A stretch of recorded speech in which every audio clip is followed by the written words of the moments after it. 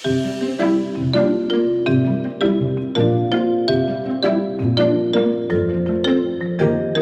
welcome to Transform Gov, where we explore digital transformation in the public sector. I'm your host, Maeve Neefsey. Transform Gov is brought to us in association with Accenture. This episode is part 2 of a 2-part interview with Aisling Hyland, who's the Digital Programme Officer with Fingal County Council and who swept the boards, her and her team, at the Ireland eGovernment Awards 2024, winning 3 trophies, including the overall award. So during part 1, we spoke about the 3D models and VR that was created as a form of public consultation for major projects that were going on, particularly Balbriggan, right, which is getting rejuvenated, which is a €50 million investment in rejuvenating Balbriggan. So the 3D and VR models were to help really the public understand what was being built, and they could really engage with it in, I suppose, a bit like being inside a game, really. Mm-hmm. And so we talked about that, but don't miss it. It's fascinating. Not only is it fascinating, it's something that I can see being applied in millions of different places. So please listen to part 1. So you're very welcome back, Aisling, and congratulations again. Thank you. Thanks for having me back. Not at all. Pleasure. So if we just tell me a bit about the other project, which is one of 2, which was the Fingal won the Education Award for Fingal's virtual reality libraries. So tell me a bit about what that was all about. Yeah. How did that happen? I suppose shout out to my colleague Lisa Deacon. She's project manager for this one. And the whole idea of the project kind of came about from the other one. So we had these... The public consultation 3D. Yes, we had these 3D models and they were viewable on VR devices, but we were kind of thinking, okay, how do we get more people using these? How do we, at that stage, it was myself and Lisa going out to public consultation events. So how do we get more access to the models? So Lisa came up with the idea of bringing VR headsets into libraries. She actually applied for the CE Innovation Fund that we have in Which Fingal. Which you'll hear about in part 1. Find out about what the CE Innovation Fund is in Fingal County Council. Yeah, and she was successful in securing some funding. And her idea actually started quite small. She was, I think, going for 4 devices in 2 libraries was where it kind of started off.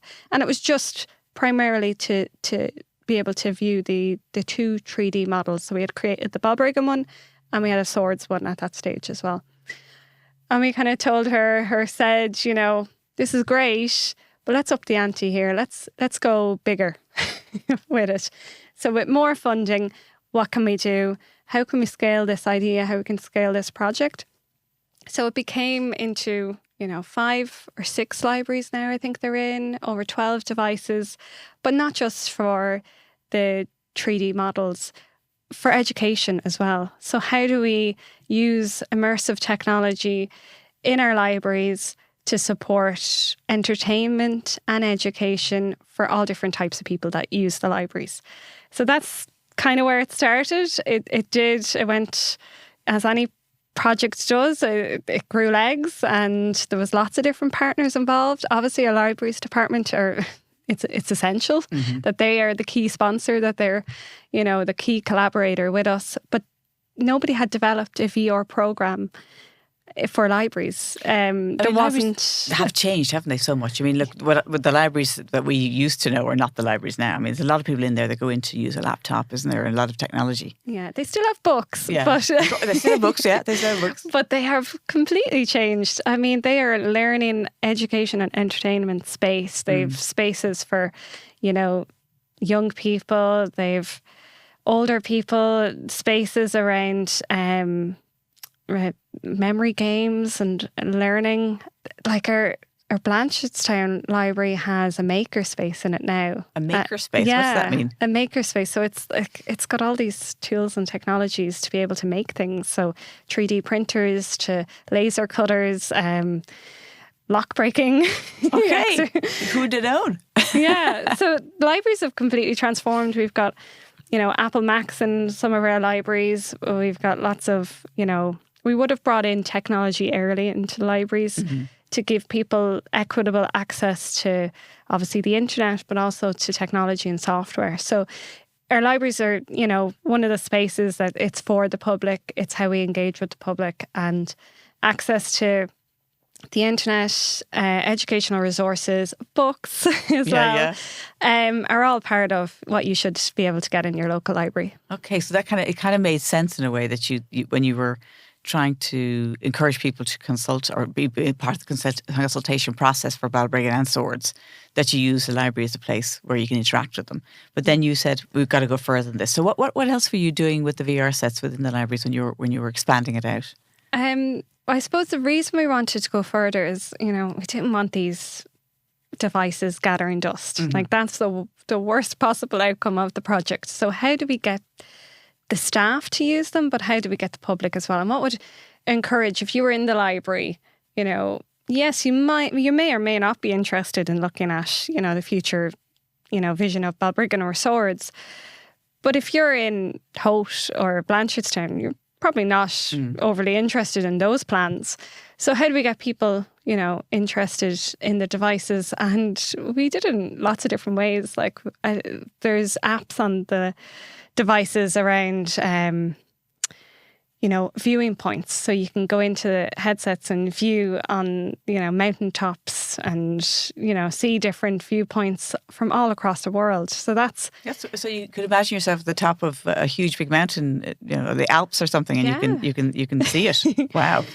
And I suppose for some age-friendly groups, they found that really interesting as well, because, it's not often an accessible thing, to climb a mountain. But if you can try and immerse yourselves and get into using a headset and realize it there. That's some way of accessing. Could be on top of Mount Everest at 89. Yeah. The other uses, I suppose, we've the Seachtain na Gaeilge was coming up. Mm-hmm. So we thought, okay, how can we use the devices? We heard of a 3D movie that was... that we could use the devices, that people could be able to see a movie in 3D using the VR. So we engaged with that. And so we had like an Irish movie night. So there was lots of different... So what does that look like? Do a whole lot of people come into a room and put on the VR sets? It is strange, yeah. So we had like comfortable seats, and I think at the time we had the 12 devices. We had them in the one library for that particular movie showcase. And it's a very silent room because, you're immersed, you're in your headset, and people are looking around. As if they're in the room, in the movie. Yes. Right. So it's quite an interesting experience. Yeah. Now, it is a short movie because devices, we learned a lot on the way between, working with people like Eirmersive and Meta around how long should you... Oh, hang on a second. Now, tell us about your partners. Who helped you with this? Eirmersive helped us with this project. Oh, okay. They represent the immersive sector, the VR, AR, XR sector in Ireland. So we engaged with them to try and, I suppose, educate ourselves a bit more and understand who can possibly help us when it comes to training, or of our own staff to use these devices when it comes to other VR or AR augmented reality programs that are out there. What sort of apps as well, if they have come across. And they pointed us in the direction of loads of different organisations. Like Verolga, we're doing stuff with VR devices. The Road Safety Authority were doing stuff with VR devices as well. I think NALA were too. So they pointed us in loads of different directions to try and get new apps onto applications to put into the VR sets in the library. And were Meta helpful? Meta were really helpful. Yeah. So obviously there's, the devices themselves and how to use them, but they've done a lot of research into, how long should you use these devices for, because it's really immersive and it's getting into that kind of, immersive experience. So there is a bit of a time limit of when you should kind of have them on and take them off and take a break. Get freaked out, or what happens if they do it too long? It's an overstimulation. Okay. You're just, it's like looking at the screen for too long. Yeah. You kind of have to step back and, you shouldn't be in a gaming engine for too long. Too long. Yeah, exactly. And also around the age of participants. So they had done research on, what sort of age ranges should use VR devices, and it's from 13 years and over. So they kind of explained all of that to us, and we put in, those kind of health and safety measures within our libraries. So we have really, really good support from libraries. We have these VR champions, which are staff. They're trained up, they know how to use them, and they know how to show people how to use them. And I suppose they know in particular that under 13s can't use them for our libraries. So all of that stuff was really valuable to learn from Meta and from Eirmersive. So we're really kind of delighted with our partners there. That's great. And I presume they did all that just for the good of the nation, did they? Did they do it all for free?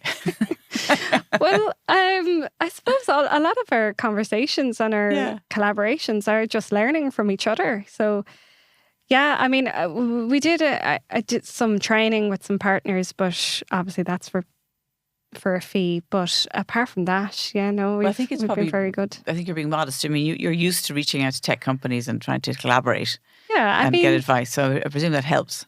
Yeah. So I would often see, the project, Lisa would come to me around, we're doing this. I'm okay, who else can we engage with? Who else can we reach out to that might know a bit more than us, that might be able to support us in this? The council isn't VR specialists, so we need to, engage with the market, engage with the VR sector in Ireland, and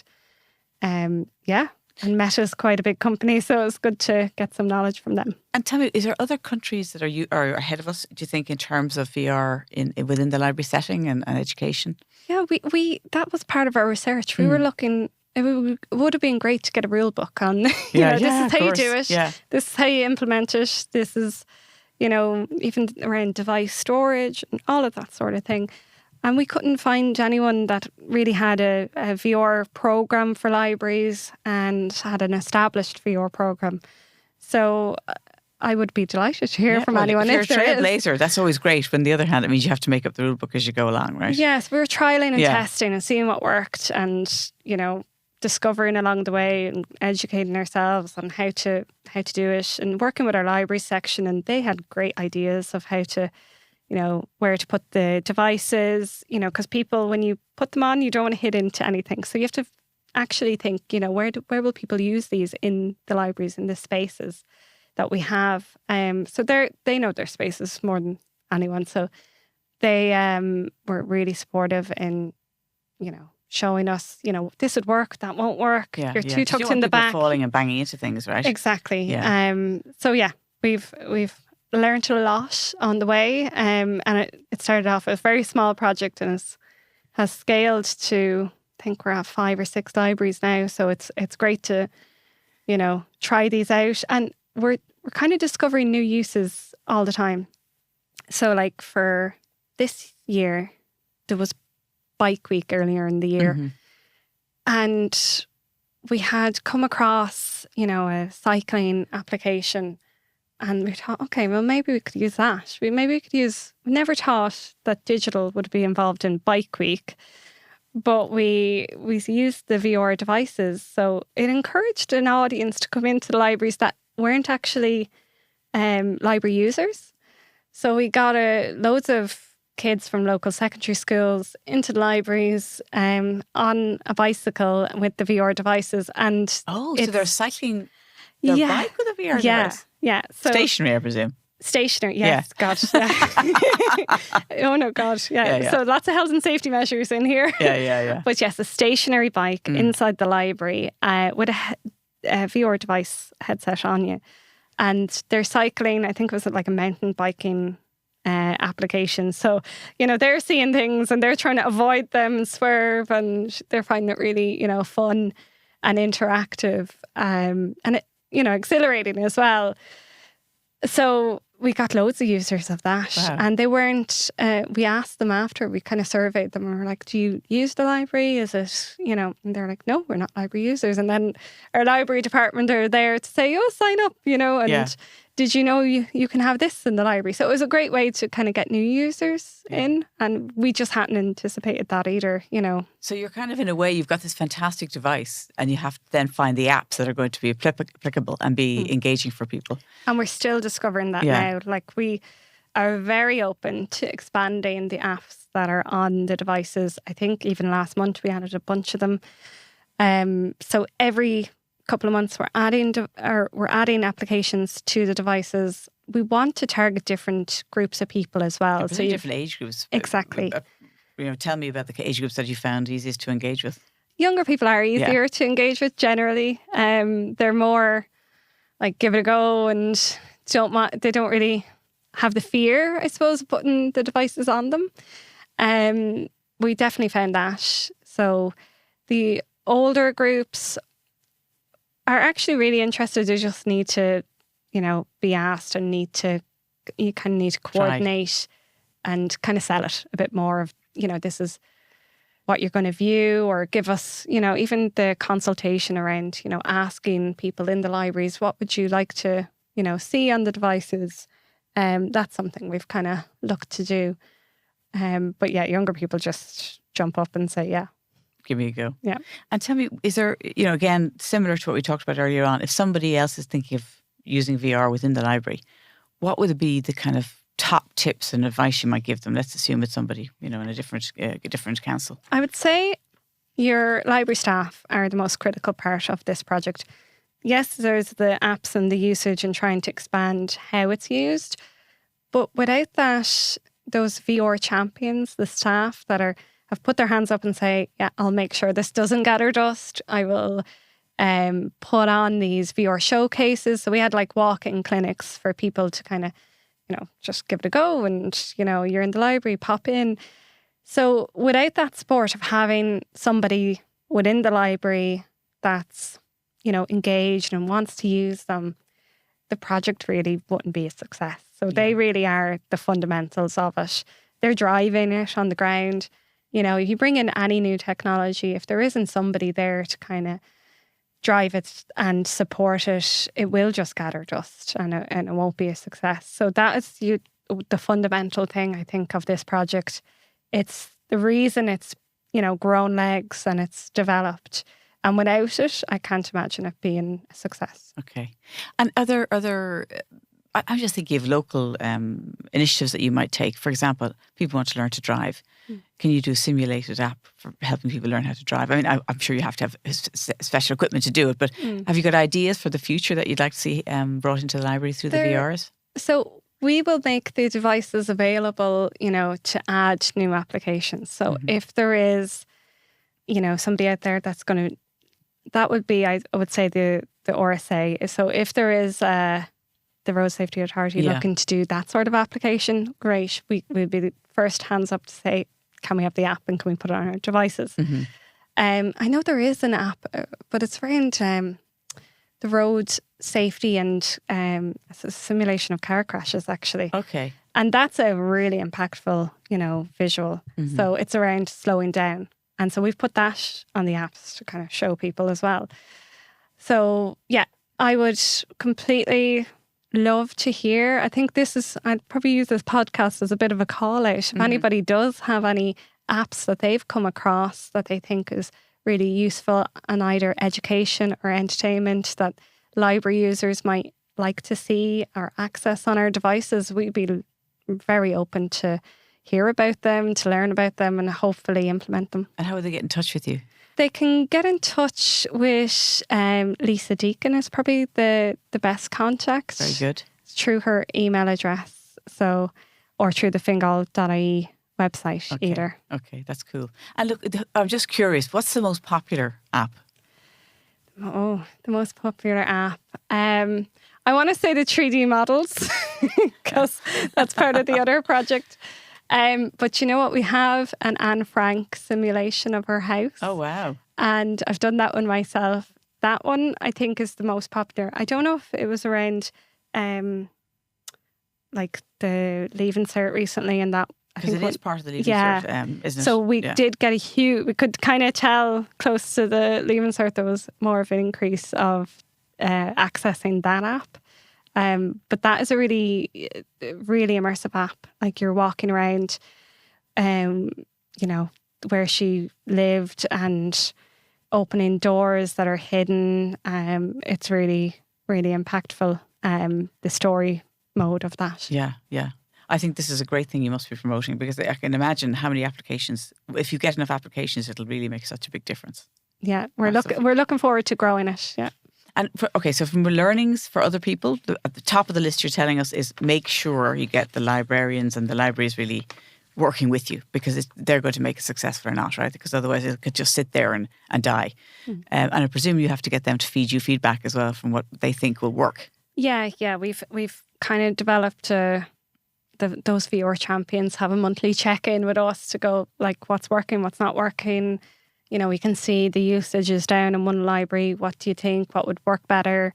You know, what sort of apps are people using? Are they should we do a survey with local library users to see what topics they're interested in? I know there's a couple of different art applications on the devices that we have, and they're really, really successful in some of our libraries. So we kind of look at what's happening in the libraries, and if one library is doing really well, and other libraries can then learn from them.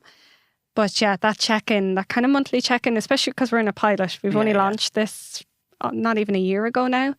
So we're in the learning phase. So yeah. And when you say art application, spray paint art is right, one of them. Okay. So you think you're actually spray painting, but you can create something while you're you'll see people in the library and their arms are like going and they're creating masterpieces. Of course, naturally. I tried to do it. It wasn't a masterpiece, but there's a spray painting, and you can pick different places. You're in New York and you're spray painting a wall, or you're in a different city. There's a graffiti kind of aspect to one of them, and then there's other art ones that are it's just trying to paint on a canvas. Yeah. Instead of actually painting on the canvas, you're doing it on the device, and you have a paintbrush and you're dipping your paint in. It's a weird feeling at first, but it's really fun to give it a go. And what about older people? Because I would think that as our kind of final question, older people, we want them to get involved as well. Is it difficult to get them involved? Because I don't, the possibility of isolation in a community and not being involved is always there. And what's worked with older people? Well, our libraries have a good outreach with older people and age-friendly groups. So they're kind of our way in, I suppose, to that audience. So we've found definitely, to try and encourage somebody that wants to use it, going to visualizing different countries and being like dropped into a New York landscape or a mountain landscape here is something that's enticing for any age. But it's one way we've kind of gotten people interested in the devices, that older age cohort. But we're definitely looking to expand. We've done memory games as well. There's a couple of memory game applications on the devices as well, so that's good for groups too. I know my mother loves all her life riding horses, and of course she can't do that now. But if I said to her, "Look, I'll put on a VR headset and you can get back on a horse," she'd be very happy. So I'm sure there's lots of applications for people to be able to experience something that they perhaps can't anymore. Definitely, like that cycling one. Yes, like you could do it where you were sitting down on a chair and you were cycling the bike, or you could do it on a stationary bike. So there was an option there if you had accessibility needs as well. Mm-hmm. So it's the same thing. If I'm sure there is a horse riding application on the devices. Okay, we'll have to watch this space. Look, thank you so much. I mean, look, this is a fascinating subject, and you're doing amazing things in Fingal County Council, and you're worthy winners. And probably be back again next year, maybe. We'll have to see what happens. Don't forget to enter. But in the meantime, thank you to you, our guest, Aisling Hyland from Fingal County Council. Thank you very much to our producer, Conal Moran, our studio manager, Peter Rice, and our engineer and videographer, Lee Brennan, and to South Dublin Podcast Studio. Thank you.